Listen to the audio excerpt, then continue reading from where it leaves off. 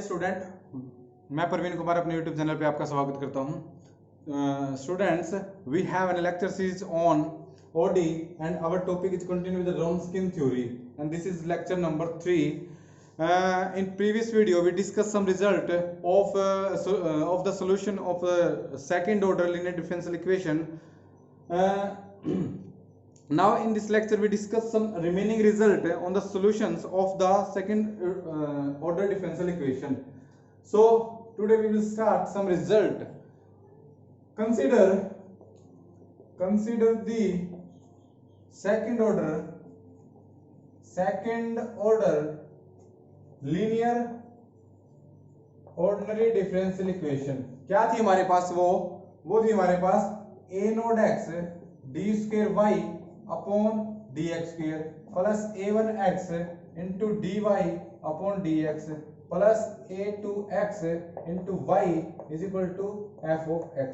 ठीक है, and this second order degree linear differential equation satisfies the fundamental existence uniqueness theorem condition requirements. ठीक है, तो इस पे ही हम रिजल्ट पढ़ रहे थे. हमने लीनियरली इंडिपेंडेंस के सॉल्यूशन के लीनियरली इंडिपेंडेंट एलडी और एलआई इनके बारे में हमारे रिजल्ट कंटिन्यू थे. तो next come to the next result.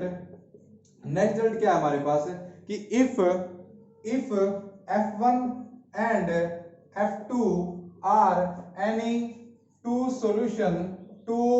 solution of equation 1. this is our equation 1. इस इक्वेशन के हमारे पास f1 और f2 है. वो क्या है? दो solution of equation 1. Then Wronskian of f1 f2 at point x keep constant sign on I. ठीक है, इसका मतलब क्या है हमारे पास? Keep constant sign on I का मतलब क्या है हमारे पास कि जो इसका ग्राफ है Wronskian का जो ग्राफ है, इसकी जो वैल्यू आती जाएगी कॉरस्पॉन्डिंग हमारे पास ग्राफ इसका प्लॉट होता जाएगा. ये हमारे पास क्या है? या तो हमारे पास इधर क्या रहेगा? पॉजिटिव, मतलब सारी वैल्यू क्या रहेगी? पॉजिटिव, या फिर क्या रहेगी? सारी की सारी value negative. Is it clear? अभी भी हमने लास्ट लेक्चर में जैसे डिस्कस किया था कि हमें एक पॉइंट पे Wronskian दिया हुआ था, हमने जनरल Wronskian निकाला था. अब तुम देखो बच्चों, जैसे हमारे पास एबल लिवली फॉर्मूला था, तो वो क्या था कि Wronskian at a point general x is equal to Wronskian of 0 and it is e raise to power integration of minus a1x upon a2x या फिर t dt and it is x naught comma x naught. यहाँ पे मैंने x not ले लिया. ठीक है, अब देखो बच्चों, अब उसने एक पॉइंट पे दे दिया मान ले Wronskian, और उसके दो सॉल्यूशन हैं y f1 और f2. अब तुम्हें ये पता है कि जो ये क्वांटिटी है एक्सपोनेंशियल है, कभी भी जीरो हो नहीं सकती, हमेशा क्या रहेगी? Positive quantity, positive value. ये हमारे पास क्या है? पॉजिटिव वैल्यू है always for all x belonging to i. अब सारे इस पे डिपेंड है. अगर किसी एक पॉइंट पे हमने इन दो सॉल्यूशन का Wronskian अगर नेगेटिव दे दिया तो मतलब पूरा जनरल Wronskian है वो भी क्या हो जाएगा? Negative, because negative into positive quantity क्या हमेशा क्या रहेगी? नेगेटिव, बिकॉज ये is not equal to zero है. ये कभी जीरो के इक्वल भी नहीं होगी कि हमारे पास ये क्या हो जाए? जीरो हो जाए. ठीक है, और अगर एक पॉइंट पे हमने अगर ये हमें किसी एक पॉइंट पे हमें नेगेटिव मिल गया Wronskian, तो जनरल पॉइंट पे भी क्या मिलेगा? नेगेटिव. ठीक है, तो ये कहना चाहता हूं मैं. तो ये बोलता है कि Wronskian है keep constant sign on I. इसका मतलब क्या है कि हमारे पास जैसे ग्राफ है कि ग्राफ है हमारे पास, ये है, तो Wronskian का ग्राफ ऐसा हो सकता है. ठीक है, ऐसा ग्राफ हो सकता है. ये यहाँ पे क्या है? जीरो ओरिजिन, तो इससे नीचे कट नहीं करना चाहिए. तो this is our possible graph for Wronskian of f1, f2. ऐसा भी पॉसिबल हो सकता है कि ऐसा हो कि नीचे जा रहा हो. ठीक है, ऐसा भी, ये भी क्या है? पॉसिबल, और ये भी क्या है? पॉसिबल है. बट ऐसा पॉसिबल नहीं है कि हमारे पास ये ग्राफ हो और आधा x एक्सिस के ऊपर हो और आधा x एक्सिस के नीचे हो, कि ऐसा हमारे पास ग्राफ हो. तो this graph is not possible for the Wronskian of f1, f2. This is not possible. This graph is not possible. ठीक है, ये हमारे पास पॉसिबल नहीं है. ठीक है, तो ये पॉसिबल हो सकता है, ये पॉसिबल हो सकता है, ये कभी पॉसिबल नहीं हो सकता। क्यों नहीं हो सकता? बिकॉज अगर ऐसा हो गया तो इस पॉइंट पे रोन्स्किन की वैल्यू क्या हो जाएगी? 0 एट पॉइंट दिस। मान लो पॉइंट क्या हमारे पास x पॉइंट है, अगर इस पॉइंट पे रोन्स्किन की वैल्यू 0 हो गई और ये हमारे पास दो सॉल्यूशन है, तो इससे पहले हमने पढ़ा है कि रोन्स्किन या तो आइडेंटिकली 0 होगा या फिर never 0 on all x belonging to the interval i। अब एक पॉइंट पे 0 हो गया, कुछ पॉइंट पे, इस पॉइंट पे क्या है? पॉजिटिव है, और इन पॉइंट पे क्या है? नेगेटिव है। ठीक है, इन पे क्या है? नेगेटिव। तो ये पॉसिबल नहीं है कि रोन्स्किन की value at the solution of at the two solution of this equation is positive, negative और 0 भी हो। इस पे हमेशा क्या रहेगी? पॉजिटिव रहेगी, और इस पे नीचे वाले में क्या रहेगी? हमेशा नेगेटिव। ठीक है, कैसे? जैसे एबल्स-लेवली फॉर्मूला में देखा था हमने, तो ये हमारे पास पॉसिबल हो सकता है। तो this is most important result for the. कई बार जैसे हमारे पास वो पूछ लेता है, क्वेश्चन में ऐसे पूछ लेता है, which of the following graph is possible for the Wronskian of f1, f2 which is the solution of this differential equation. कोई भी हमें दे देगा, जैसे उसने दे दिए चार ऑप्शन दे दिए उसने। ठीक है, फर्स्ट दे देगा, मान ले ये ग्राफ दे दिया उसने, ये दे दिया, सेकंड दे दिया ऑप्शन उसने, ये दे दिया, थर्ड दे दिया ऑप्शन उसने, ऐसे दे दिया, और फोर्थ दे दिया नन ऑफ दीज। ठीक है, ये दे दिया। तो कौन कौन सा आंसर आएगा? रोन्स्किन के लिए अगर इसका ग्राफ करें तो ये पॉसिबल है, ये भी पॉसिबल है, ये पॉसिबल नहीं है। ठीक है, which of the following is wrong पूछ दिया, पार्ट सी में, तो ये, और ये ऑप्शन क्या होगा उसका? ट्रू। लाइक दिस कई बार पूछा है उसने एग्जाम में। फिजिक्स के बच्चे देख रहे हैं तो फिजिक्स में भी कई बार ऐसे पूछ लेते हैं ये, बिकॉज ओडी का जो कॉन्सेप्ट है ये एज इट इज किस में आता है? फिजिक्स में भी एज इट इज। ठीक है, तो this is the result for the Wronskian of two function. Is it clear? Next result हमारे पास कि if f1 and f2 are any two solution of equation 1 and f1 and f2 have common zero on interval I, then f1 and f2 are LD, linearly dependent. Is that clear?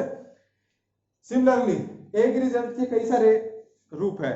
इसमें क्या बोल रहा है कि if f1 and f2 are two solution, इस equation के दो solution है, उसके बाद बोल रहा है कि इनकी कॉमन जीरो आ गई, मतलब एक point at point x naught पे f of x naught, f1 x naught और f2 x नोड है, ये दोनों क्या बन गए? जीरो। ये दोनों जीरो हो गए, तो this implies that Wronskian of f1, f2, इस पॉइंट पे निकालेंगे तो ये जीरो, ये कुछ भी हो सकता है, तो रोन्स्किन क्या आ गया? जीरो। और एक पॉइंट पे अगर रोन्स्किन आ गया दो सॉल्यूशन का, तो हर एक पॉइंट पे क्या आना पड़ेगा? Wronskian zero for all x belonging to i। अगर यहां से this implies that Wronskian is equal to zero, और अगर ऐसा है रोन्स्किन जीरो हो गया तो f1, f2 है, वे क्या हो जाएंगे? Linearly dependent. सिंपल प्रूफ है इसका। Is that clear? तो this is the proof for this result. अब इस रिजल्ट का हमारे पास कॉन्ट्रा पॉजिटिव क्या होगा? ठीक है, कि ऐसा तो हो गया इसका प्रूफ। तो अगर मैं इसी रिजल्ट का कॉन्ट्रा पॉजिटिव लिखो स्टूडेंट, तो Contra positive of this result, Contra positive of above result, ठीक है, वो क्या हो जाएगा बच्चों कि if f1 and f2 are li, ये इसमें ऑलरेडी है कि दोनों क्या इसके solution, then f1 and f2 have no common zero on interval I। ठीक है, अगर हमारे पास ये li हो गए तो li उसने ऑलरेडी दे दिया, तो उसकी कॉमन जीरो कभी भी नहीं होगी। यानी एक पॉइंट हमारे पास x नोट कहीं नहीं मिलेगा कि जहां पे f ऑफ x नोट और f2 x नोट है, दोनों क्या बन रहे हो? जीरो। तो इसका कॉन्ट्रा पॉजिटिव हो गया ये। Is that clear? तो ये था हमारे पास रिजल्ट। नेक्स्ट रिजल्ट है कि अगर हमारे पास जो f1 और f2x है कि उनका अगर लोकल मैक्सिमा या फिर लोकल मिनिमा एग्जिस्ट कर जाए तो भी हमारे पास वे क्या हो जाएंगे? LD। ठीक है, तो ये दो रिजल्ट हो गए, इसी में मैं कर लेता हूं। This is the Contra positive of this result कि अगर Li है तो उनकी कभी भी एक पॉइंट पे कॉमन जीरो, मतलब उनकी किसी भी पॉइंट पे कॉमन जीरो नहीं होगी। कॉमन जीरो मतलब एक पॉइंट ऐसा कि दोनों फंक्शन क्या हो जाए? Zero, like this. ठीक है, तो ये पॉसिबल नहीं है। नाउ नेक्स्ट रिजल्ट है हमारे पास कि if f1 and f2 are any two solutions of equation 1 and f1x and f2x has local minima or local maxima at point x naught, then f1 and f2 are LD। क्या हो जाएंगे? LD हो जाएंगे। ठीक है, just उसका उल्टे वाला रिजल्ट है ये। कि एक बात बताओ बच्चों, जैसे f1 और f2 है, इनका कहीं भी local maxima local minima exist कर गया। जैसे मैंने f1 का ग्राफ ये ले लिया, मान लो f1 का ग्राफ हमारे पास ये है, तो मान लो इस पॉइंट पे इसका क्या है हमारे पास, इसका इस पॉइंट पे मान लो ये x नोड है और ये पॉइंट है यहाँ पे x1 है। तो हमें पता है कि अगर x नोड पे अगर हमारे पास लोकल मैक्सिमा बन रहा है तो लोकल मैक्सिमा बनेगा फॉर पॉइंट दोनों के लिए मान लो। तो अगर इन x नोड पॉइंट पे लोकल मैक्सिमा बनेगा, this implies that f1 dash x node है या फिर f2 डैश x नोड है, ये क्या बन जाएगा? 0। और अगर मैं रोन्सकियन निकालूं, Wronskian of f1, f2 at point x या फिर x नोड पे करूं मैं, तो ये क्या आएगा? ये कुछ भी f1 f2, ठीक है, ये f2, ये क्या हो गया? 0। तो रोन्सकियन क्या आ गया? 0। तो रोन्सकियन अगर 0 आ गया पिछली बार की तरह, कि अगर रोन्सकियन है वो हमारे पास 0 आ गया, this implies that f1 and f2 are LD। और यही ये रिजल्ट बोलता है कि अगर हमारे पास किसी एक पॉइंट पे local maxima, this is the point for local maxima. अगर मैं सिमिलरली अगर मैं x1 के लिए करता लोकल मिनिमा, तो हमारे पास जो f डैश x1 है और f2 डैश x2 है, सॉरी x1, तो ये क्या हो जाता? 0। फिर भी रोन्सकियन क्या हो जाता? 0। रोन्सकियन 0 हो जाता, तो जो दो सॉल्यूशन है वे क्या हो जाते? LD। सिमिलरली अगर मैं इसका भी कॉन्ट्रापोजिटिव लिखूं, तो इसका कॉन्ट्रापोजिटिव क्या आएगा? तो contrapositive of this result is कि if f1 and f2 are two solution, if they are Li, then they do not have any local maxima and local minima at any point of x belong to I। ठीक है, this is the contrapositive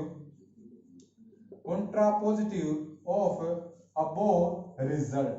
ठीक है, if f1 and f2 are Li, then f1 and f2 have no local maxima and or local minima at any point x belonging to the interval I। Is that clear? Just contrapositive है कि अगर हमारे पास दो solution Li हो जाएंगे, तो Li होने के बाद कि उनका लोकल मैक्सिमा लोकल मिनिमा कहीं भी एग्जिस्ट नहीं करेगा। Just contrapositive of above result. तो अगर हमारे पास ये रिजल्ट है तो ये क्या आ जाएगा? इसका contrapositive. Is it clear? Now हमारे पास नेक्स्ट रिजल्ट है कि हमारे पास अगर दो सॉल्यूशन है f1 एंड f2, तो अगर मैं उनका डिफरेंशिएशन करूं where f2x is non zero, ठीक है, हमारे पास है कि if f1 and f2 are two solution, ठीक है, इसमें कर लेते हैं हम आगे, then where if f2x is not equal to 0 for all x belonging to I, then अगर मैं डेरिवेटिव करूं इसका, यानी डेरिवेटिव ऑफ f1, f2x, तो इसका करें तो बच्चों क्या आता है? ये हमारे पास दिस इज f2 का स्क्वायर, ठीक है, फिर f2 एज इट इज, ठीक है, f1 का derivative minus f1 as it is f2 का डेरिवेटिव। और ये क्या होता है हमारे पास? रोन्सकियन अगर मैं इसमें से माइनस कॉमन ले लूं, तो माइनस कॉमन लेने के बाद ये हो जाएगा f1 f2 dash x minus f2 f1 dash, और ये हमारे पास नीचे क्या है? f2 डैश का f2 का square. So this is our Wronskian of f1, f2 at point x, और हमारे पास क्या? f2 का स्क्वायर। तो this is the result, derivative of f1 upon f2 is equal to the Wronskian of at that point upon f2 का square, where f2x हमारे पास वो क्या है? Non zero. f2x हमारे पास नॉन जीरो है, ठीक है, क्यों? अगर ये जीरो हो गया तो डिनोमिनेटर में चल जाएगा और फिर उसके बाद क्या हो जाएगी? ये हमारे पास एग्जिस्ट ही नहीं करेगा। तो ये सिंपल प्रूफ है, ठीक है, ये हमारे पास रिजल्ट है। Now come to the next result. Now we have some more result. Next result हमारे पास क्या है? The collection of all solution of a linear linear homogeneous, ठीक है, homogeneous OD of order n form a vector space of dimensions of that vector space is n, या फिर dimensions कितनी होगी n, ठीक है, ऐसे बोल सकते हो dimensions n। क्या है हमारे पास कि हमारे पास कोई भी होमोजेनियस डिफरेंशियल इक्वेशन हो गई, लाइक मैंने ये लिख दिया D square Y upon D X square minus 4 of Y is equal to 0। This is a homogeneous linear differential equation. अब देखो अगर मैं इसका सॉल्यूशन निकालूं तो D square minus 4 is equal to 0 and the value plus minus 2, तो इसका solution आएगा हमारे पास y is equal to c1 e raise to power cx plus c2 e raise to power minus 2x। Is that clear? अब देखो इसके solution में हमारे पास दो सेट आए हैं, ठीक है, एक तो हमारे पास क्या है e raise to power x, तो ये सॉल्यूशन है, ये सॉल्यूशन है इसका।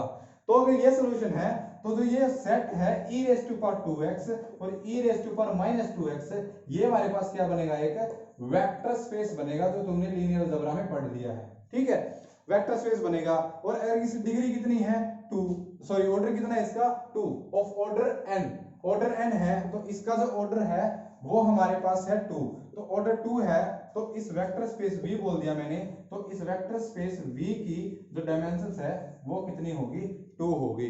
तो ये हमारे पास ये रिजल्ट ऐसे कहता है कि अगर the collection of all solution of a linear homogeneous OD of order n form a vector space of dimensions n, इसमें जो नोट करने की बात है वो है होमोजेनियस, ठीक है, कि अगर हमारे पास जो ओडी है वो क्या होनी चाहिए, होमोजेनियस। ये रिजल्ट नॉन होमोजेनियस के लिए ट्रू नहीं है। अगर मैं यहाँ पे नॉन होमोजेनियस लिख देता तो ये रिजल्ट होता था collection of all solution of a linear non homogeneous OD of order n is not always form a vector space of dimensions की तो बात ही नहीं आती जब वेक्टर स्पेस ही नहीं फॉर्म करेगा, तो नॉन होमोजेनियस के लिए रिजल्ट ट्रू नहीं है। Is that clear? उसके बाद आता है जो नेक्स्ट रिजल्ट, वो है कि यहाँ पे तो हो गया कि डायमेंशंस n, उसके बाद जो बोलता है रिजल्ट कि वो है कि maximum number of linear independent set कितने बन सकते हैं, वो भी कितने बन सकते हैं हमारे पास n।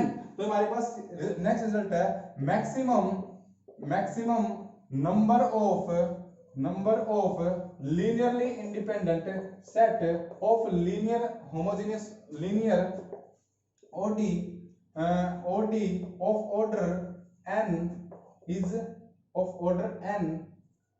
n, ठीक है, maximum number of linear independent set कितने हो सकते हैं, n ही हो सकते हैं। तो ये भी हमारे पास रिजल्ट है।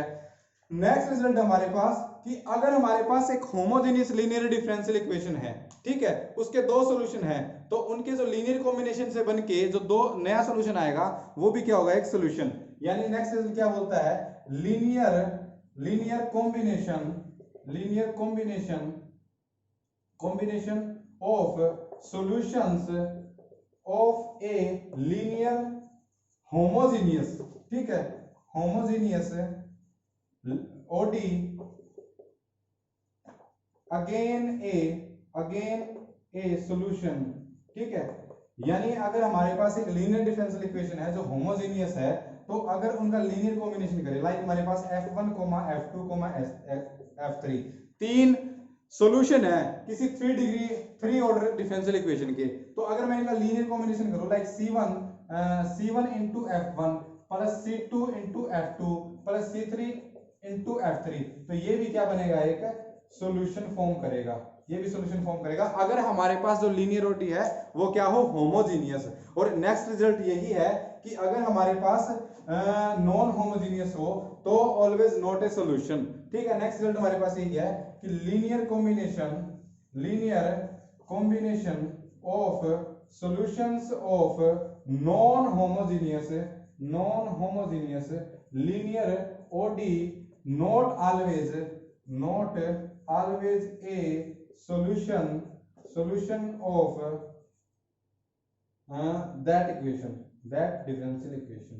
हमारे पास अगर हमारे पास नॉन होमोजेनियस है, तो मान लो नॉन होमोजेनियस है तो किस तरह की होगी, तो a naught D square Y upon D X square X plus a1 dy by dx a2x plus a2x y is equal to fx, where f of x है वो क्या होना चाहिए, नॉट इक्वल टू 0। अगर इसके दो सॉल्यूशन है हमारे पास, एक सॉल्यूशन हमारे पास y1 और दूसरा सॉल्यूशन है y2, तो अगर ये दो सोल्यूशन है तो C1 प्लस C2/2 ये मे और may not be solution of that equation, that differential equation. तो linear combination of non homogeneous का वो सॉल्यूशन हो भी सकता नहीं भी, इसलिए लिखा मैंने नॉट ऑलवेज।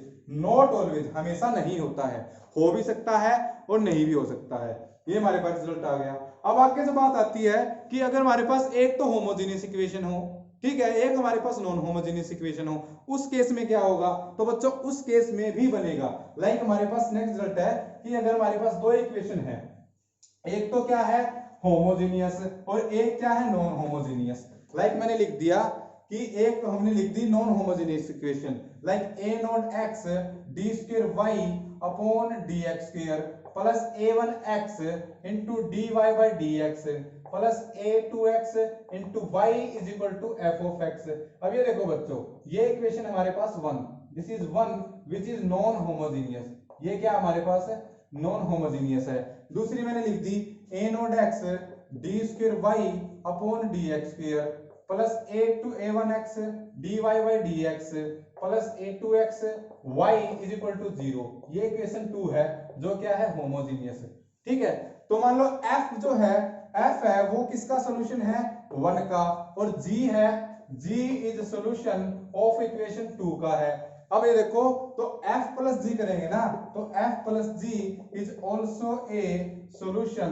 ये हमारे पास इसका भी सॉल्यूशन बनेगा ऑफ 1 एंड 2, दोनों का क्या बनेगा? सॉल्यूशन बनेगा। ये हमारे पास रिजल्ट होता है बच्चों। ये अगर हमारे पास एक होमोजेनियस है और एक हमारे पास नॉन होमोजेनियस।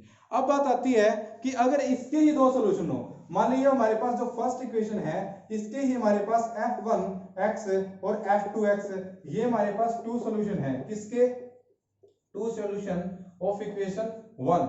अब इस इक्वेशन 1 के दो सॉल्यूशन है, तो इनका कॉन्वेक्स कॉम्बिनेशन, इनका कॉन्वेक्स कॉम्बिनेशन क्या होता है बच्चों?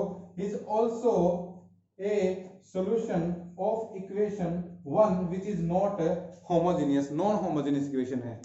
यानी C1 of f1x plus C2 of f2x, ये भी क्या बनेगा? इसका solution.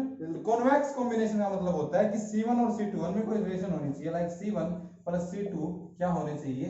0 for all x belong the interval i। तो अगर ऐसा है तो नॉन होमोजेनियस का भी हमारे पास क्या बनेगा? सॉल्यूशन बन जाएगा उस इक्वेशन का। और ये हम n डिग्री के लिए बोल सकते हैं कि हमारे पास एक n non homogeneous linear ODE है of order n, then solution of their convex combination of all solution or all n li solution is also a solution of that non homogeneous linear OD। is it clear? तो ये हमारे पास result था। Next result है हमारे पास कि next देखो रिजल्ट क्या है? The collection of all solution of a non homogeneous linear OD does not form a vector space। कि हमारे पास अगर होमोजेनियस है तो the collection of all solution of that OD form a vector space. लेकिन ये non homogeneous के लिए बच्चों ट्रू नहीं है ये रिजल्ट। तो रिजल्ट क्या है? The collection of all solution of a non homogeneous OD linear OD not form a vector space। ठीक है, हमारे पास क्या नहीं बनाएगी? वेक्टर स्पेस नहीं बनाएगी। ये भी कई बार पूछ लेते हैं कि हमें होमोजेनियस का तो पता होता है कि अगर हमारे पास होमोजेनियस है तो क्या बनाएगी? वो वेक्टर स्पेस बनाएगी। बट अगर हमारे पास नॉन होमोजेनियस लीनियर ओडी है तो वो क्या नहीं बनाएगी? वेक्टर स्पेस नहीं बनाएगी। तो this is our next result.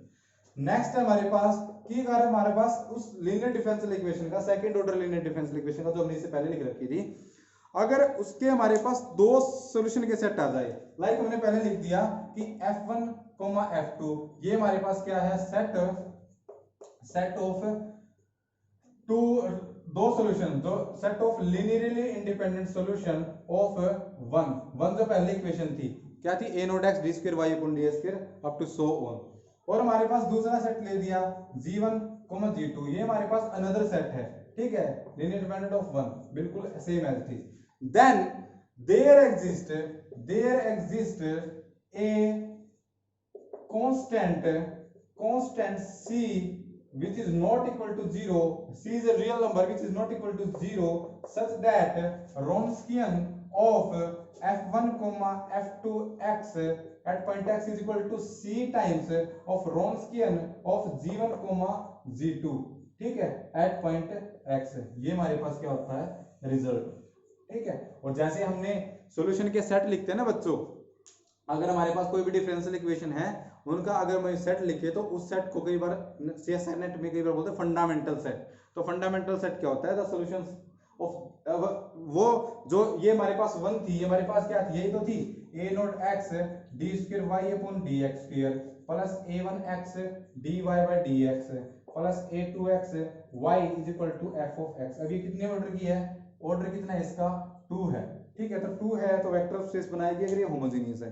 तो सिमिलरली इसमें अगर दो इसके सॉल्यूशन सेट आते हैं, लाइक मैंने बोल दिया इसके दो सॉल्यूशन है, दिस इज, तो इस सेट को हम बोलते हैं फंडामेंटल सेट, ठीक है. फंडामेंटल सेट क्या होता है, बेसिस ही होती है, जो हम किसमें पढ़ते हैं, लीनियर अलजेब्रा में. तो ये हमारे पास बेसिस हो गई. तो बोलता है एक तो ये सेट है और ये एक सेट है, ये इक्वेशन 1 थी, चलो ये भी लिख लिया हमने.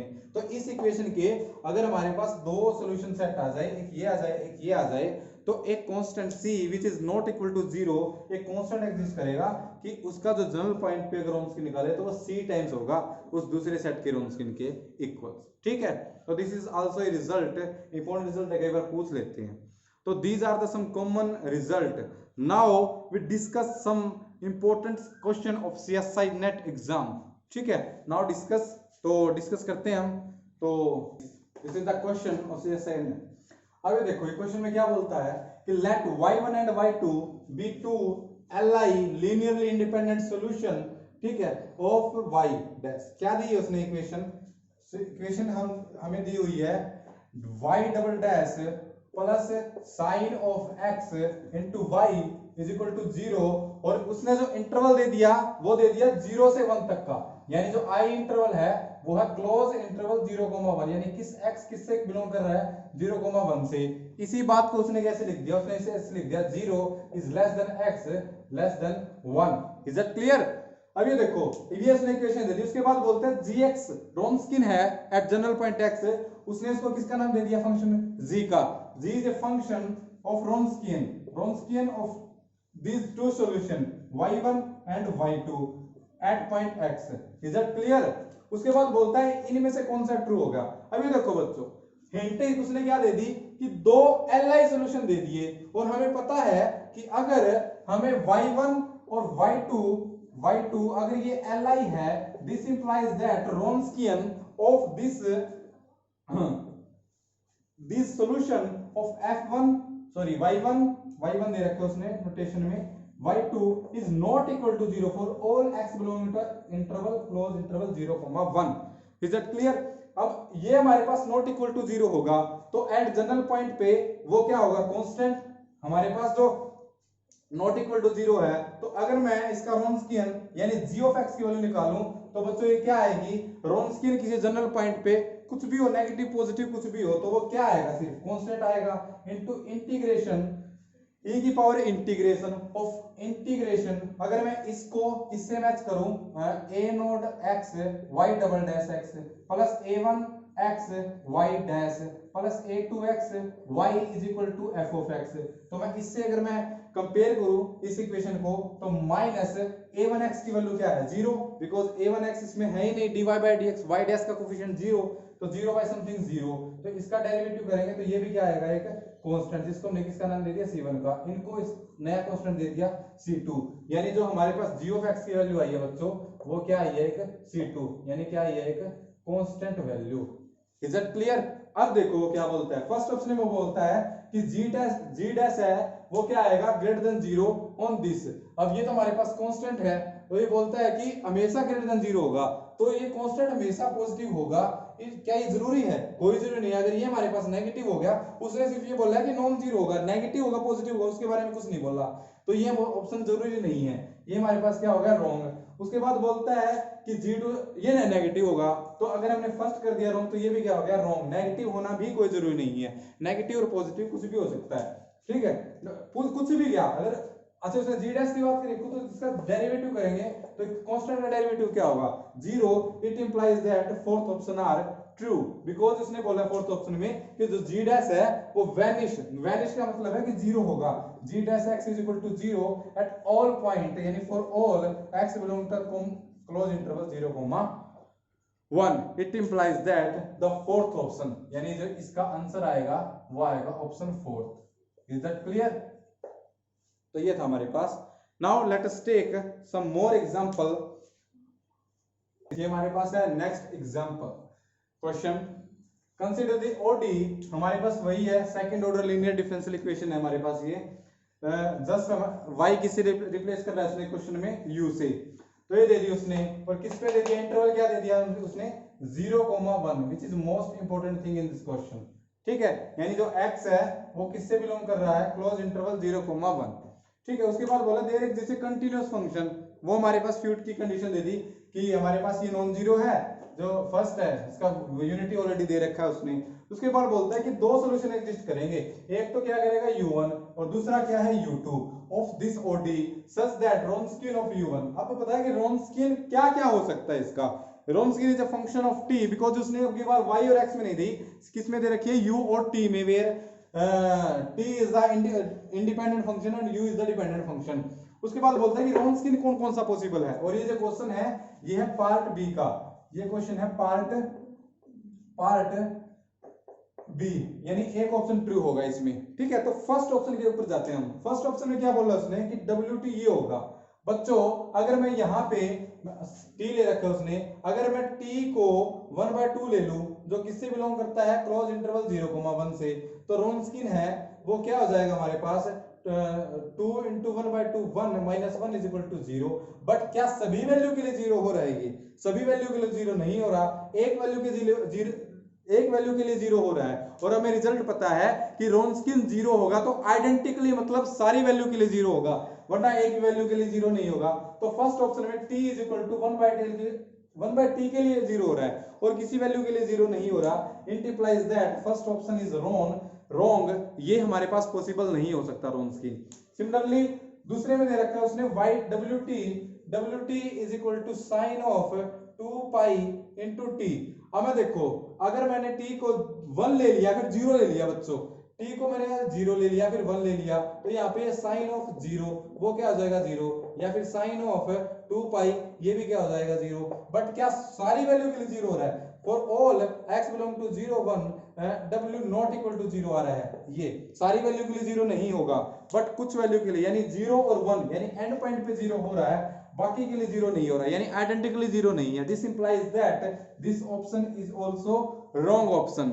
थर्ड पे बात करते हैं। थर्ड में उसने बोला है कि WT है वो है हमारे पास cos ऑफ 2 pi t, और t किससे बिलोंग कर रहा है क्लोज इंटरवल 0,1। अब मैं अगर मैंने t को 1/4 ले लिया तो यहाँ पे क्या आ जाएगा cos ऑफ 2 pi into 1/4 2, ये जाएगा cos ऑफ pi/2 जो क्या हो गया 0। तो एक वैल्यू के लिए ये भी 0 आ रहा है, identically 0 for all x belong to 0,1 के लिए 0 नहीं आ रहा है, तो ये ऑप्शन भी क्या हो गया रॉन्ग। फोर्थ में उसने बोला है कि WT 1 होगा, यानी WT 1 होगा का मतलब क्या है कि WT है वो है not equal to 0 for all x belonging to t belonging to close interval 0,1, ये हो सकता है बिकॉज हमारे पास जो रोन्स्किन है वो कांस्टेंट है, वो नेवर 0। यहाँ पे हमने क्या बोला है Wronskian is never 0 for all t belong to t close interval 0,1। This implies that fourth option are true, तो इसका जो आंसर हो गया वो हो गया ओनली फोर्थ ऑप्शन, ठीक है। ये भी हमारे पास रोन्स्किन का क्वेश्चन था। Now take next example. ये देखो बच्चों ये हमारे पास है next question, let y1 and y2 defined on close interval 0,1, ठीक है। इस पे हमारे पास ये वही 2 डिग्री नॉन लीनियर इक्वेशन है हमारे पास ओडी। अब इस पे क्या बोलता है, ये होमोजेनियस है, बोलता है कि WX है वो रोन्स्किन है y1 y2।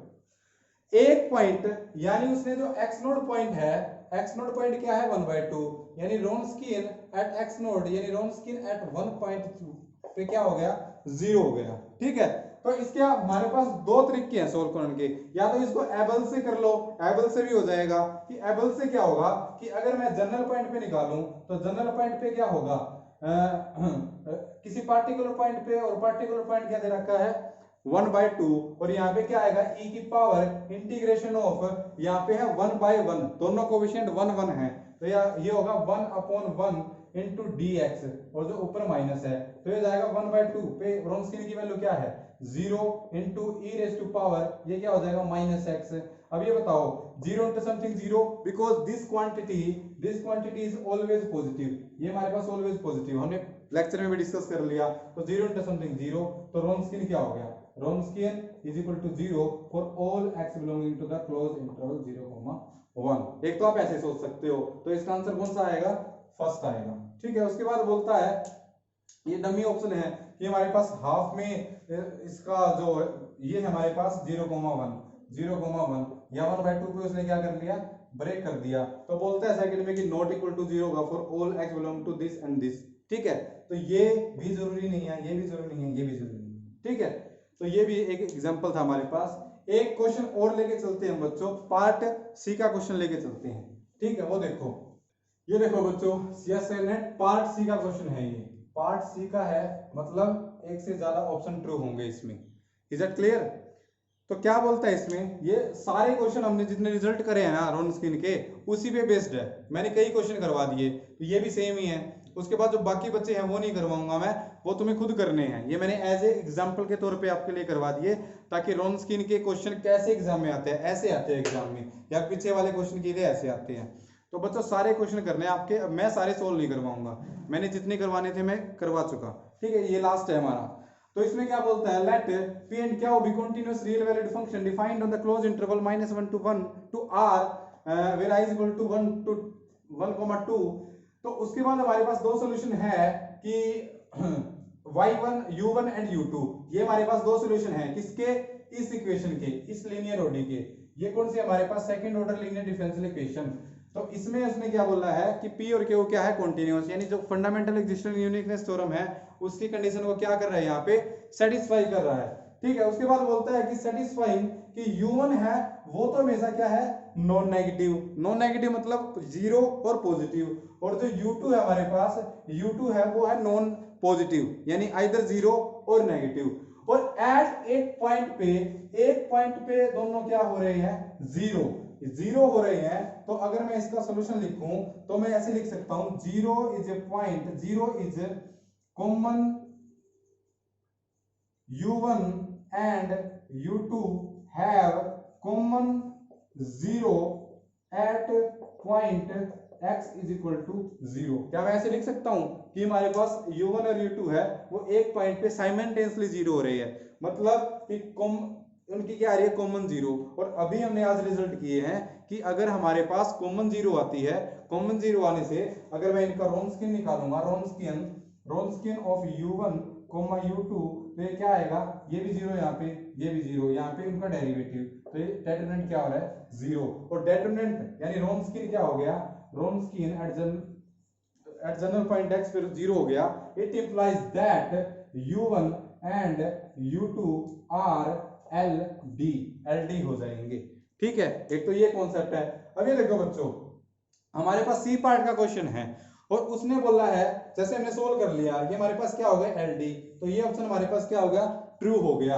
और यहां से ये हमारे पास आ गया WX is equal to 0 for all x belonging to the close interval -1 to 1। और यहां से क्या हो गया, ये ऑप्शन भी ट्रू हो गया और ये भी ट्रू हो गया। तो हमें पता है कि चार ऑप्शन दे रखे हैं, हमने सोल्व नहीं किया क्वेश्चन, तो इट इंप्लाइज दैट इन चारों में से हमारे पास सिर्फ दो ही ठीक हो सकते हैं। बिकॉज किसी ने अगर इसको लीनियरली डिपेंडेंट बोल दिया, हमारे पास अगर लीनियरली इंडिपेंडेंट आ जाते तो रोन्स्किन नॉट इक्वल टू 0 आता। ठीक है, वो इसमें है नहीं, या फिर उसने ये बोल दिया कि Wronskian is equal to 0 for some this, for some है। ठीक है, इसका मतलब भी क्या होगा, Li होंगे।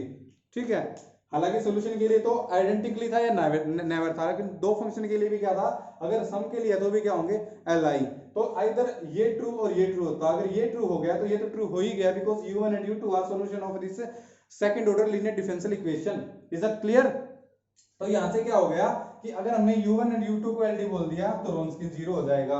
और उसने फॉर ऑल, बिकॉज उसने बोला for all x belonging to the close interval minus comma to 1, अगर ये हमारे पास रोन्सकिन है, अगर ये रोन्सकिन फॉर ऑल के लिए जीरो हो गया तो हमने रिजल्ट पढ़ा है कि अगर रोन्सकिन अगर आइडेंटिकली जीरो हो जाता है तो जो दो सॉल्यूशन थे हमारे पास f1 f2, यहाँ पे उसने क्या लिया है u1 u2, तो u1 और u2 भी हमारे पास क्या हो जाएंगे, लीनियरली डिपेंडेंट।